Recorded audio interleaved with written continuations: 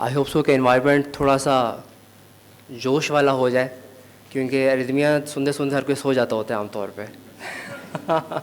So I will try to keep things simple as much as possible. मेरा नाम जी doctor Haseeb Raza है। मेरी general cardiology Chaudhry Parvez Elahi institute of cardiology Multan से मैंने कंप्लीट की थी, और इलेक्ट्रोफिजियोलॉजी के लिए फिर मैं कराची मूव किया मैंने, और NICVT से 2 साल की ट्रेनिंग की। Last year I had this chance to implant the first ICD in the history of South Punjab in Multan. थोड़ी सी तालियां बजती थी इसके ऊपर। Thank you. और recently I have got 2 certifications from European Society of Cardiology. So to the best of my knowledge, I think I'm the first ever cardiologist to have 2 certifications from ESC. So there are a lot of things that I have been doing, और मुझे कोई काम नहीं है तो बस इसी में लगा रहता हूँ. So now today I'm here. Currently I am working at MIC, that is Chaudhry Pervez Ilahi Institute of Cardiology, Multan. The topic that I have been given is regarding the common arrhythmias, because I belong to the EP family. So Dr. Saab, I think chale gaye. I wanted to thank especially to him, Professor Kashwari Hashmi Saab, for making an EP guy to the intervention conference. What I'm going to do with you is just going to discuss what are the common arrhythmias which we usually see in the cath lab. Number 2, how to prevent them. Number 3, and how to treat them.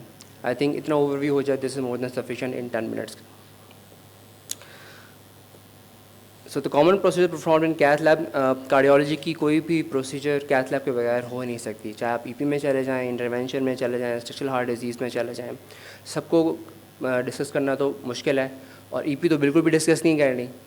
तो हम सिर्फ cath तक ही रहेंगे. So right heart cath, left heart cath. Right heart cath means कि आप right side पे कुछ करने जा रहे हैं, and left side cath means कि आप लेफ्ट हार्ट के अंदर कुछ करने जा रहे हैं.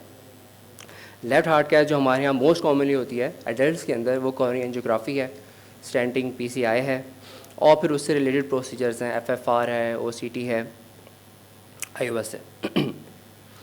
सो let us dig in the arrhythmias in right heart cath first, और फिर हम लेफ्ट हार्ट की तरफ मूव ऑन करेंगे. सो इसको मैं 3 हिस्सों में डिवाइड किया है. नंबर कंडक्शन ब्लॉक्स जो कि बेडी की तरफ लेके जाते हैं आपको. Number 2, atrial arrhythmias usually tachy arrhythmias, atrial tachycardia, atrial fibrillation.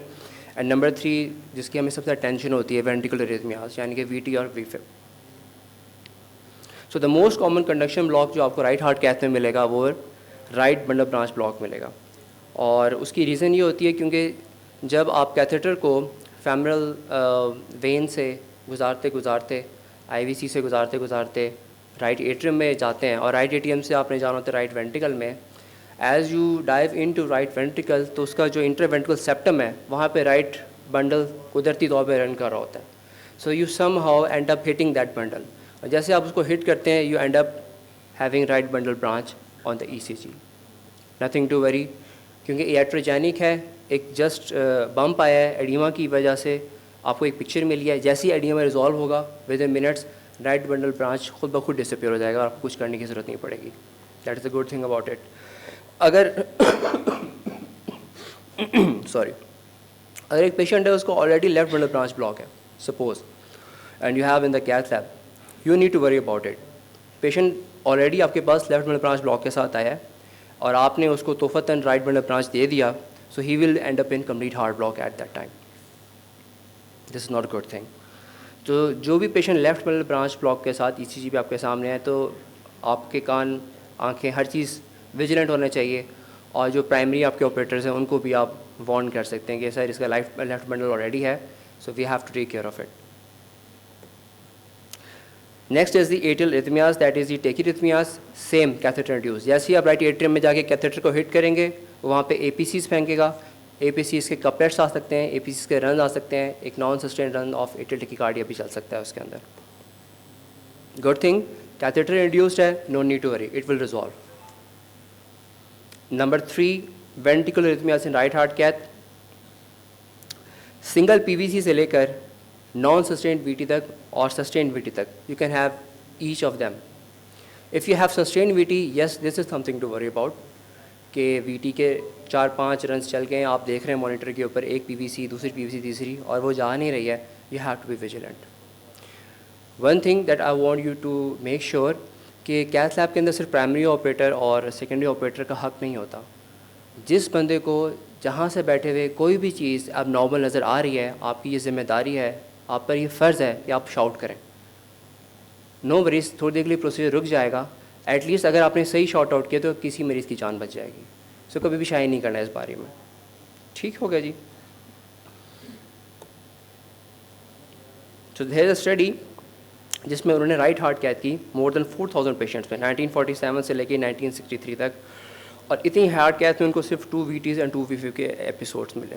तो आप इससे अंदाज़ा लगा सकते हैं कि अगर हो भी सही तो कितने कम चांसेस है होने के। दिस अनदर स्टडी 380 राइट हार्ट कैथ की है सिवियर एओर्टिक स्टेनोसिस वाले पेशेंट्स के अंदर, no episodes of VT and 1 episode of VFib requiring defibrillation. So out of 381 such a low incidence. So what are the causes and contributing factors?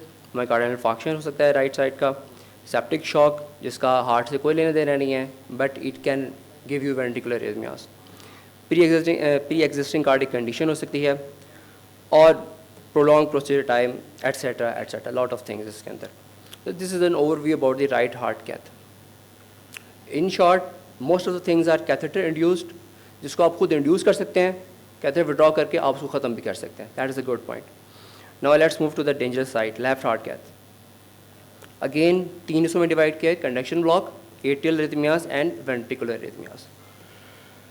Conduction block के बारे में कहते हैं कि जी, so you do have 2 approaches, femoral approach and radial approach. So if I ask you कि femoral approach को अगर आप रेडियल अप्रोच से कंपेयर करें, किसके अंदर ब्लॉक्स होने के चांसेस ज़्यादा हैं? फेमरल और रेडियल। डेली एक्सपीरियंस है ये तो, कैथ लैब में आप रोज़ाना देखते हैं।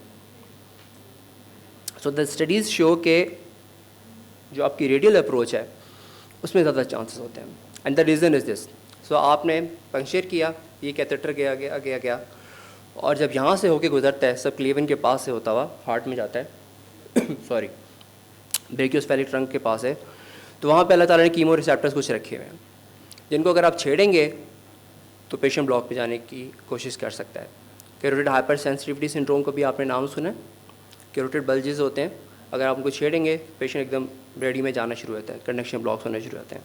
That is the only reason. So if you know these things you can manipulate the catheter and the patient will come out of the block. Otherwise you will keep on giving atropine atropine atropine, जबकि आप कर खुद रहे हैं।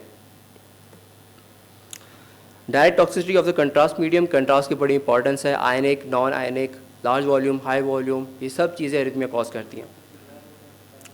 Pen, anxiety की वजह से patient bradycardia में जाते हैं, विजुअल रिएक्शन होता है, बहुत कॉमन है। और direct stimulation of aortic arch, जो मैं भी आपको एक्सप्लेन कर रहा था। Left bundle branch block, again if the patient is coming with left branch block, you have to be vigilant about anything.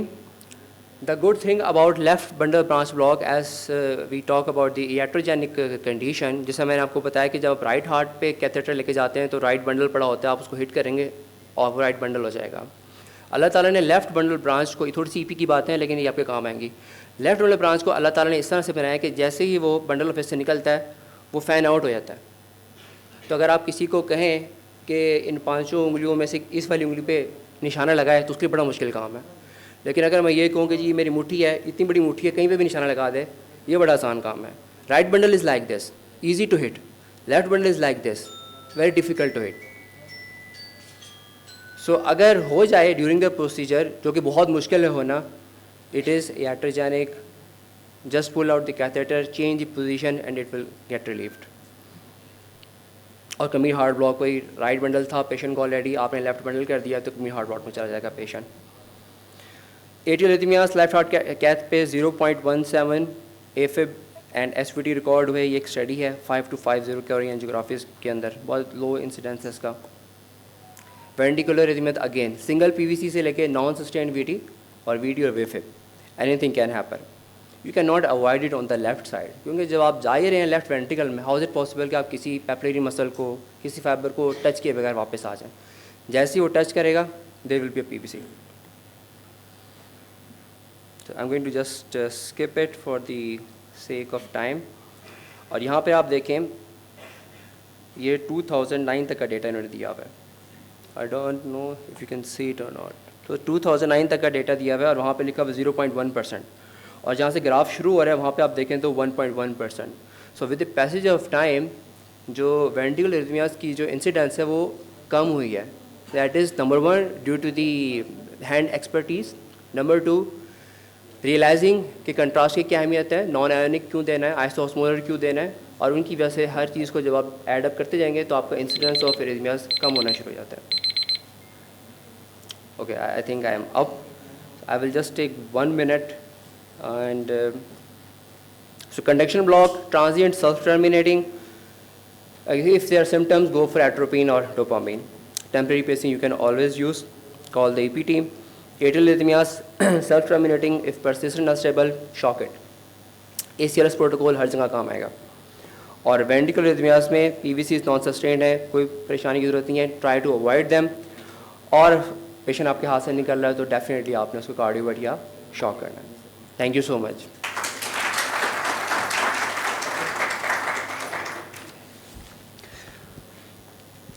Thank you, Dr. Hasib Raza, for interesting topic on common arrhythmias and management in cath lab. Our next presenter is Mr. Arshid from NICVD, who is going to present on basics of hemodynamics monitoring in cardiac cath lab. Mr. Arshid, please.